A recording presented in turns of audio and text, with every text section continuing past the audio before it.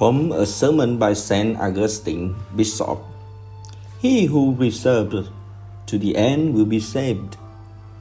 Whenever we suffer some affliction, we should regard it both as a punishment and as a correction.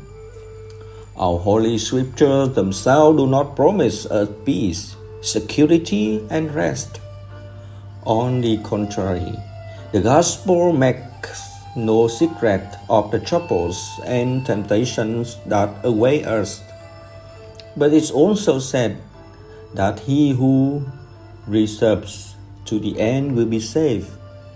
What good has there even been in this life in the time when the first man received the just sentence of death, and the curse from which Christ our Lord hath delivered us?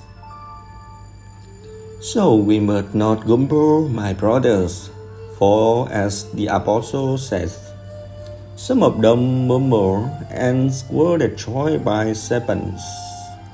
Is there any affliction now endured by mankind that was not endured by our fathers before us?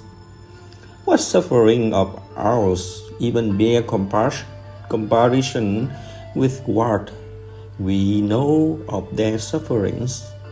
And yet you hear people complaining about this present day and age because things were so much better in former times. I wonder what would happen if they could be taken back to the days of their ancestors. Would we not still hear them complaining?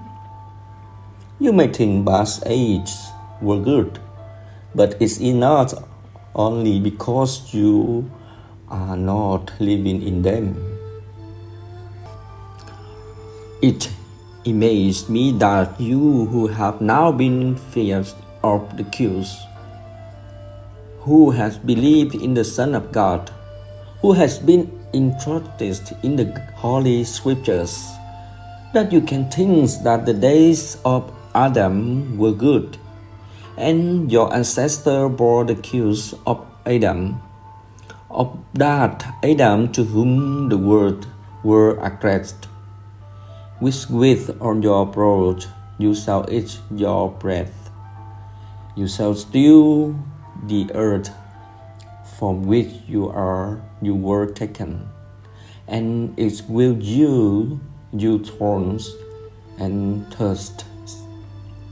This is what he deserved and what he had to suffer. This is the punishment meted out to him by the just judgment of God. How then can you think that past ages were better than your own? From the time of that first Adam to the time of his descendants today, man's growth has been labor and sweat, thorn and thirst. Have we forgotten the flood and the tumultuous times of famine and war, whose histories has been recorded precisely in order to keep us from complaining to God on account of our own times? Just think what those past ages were like.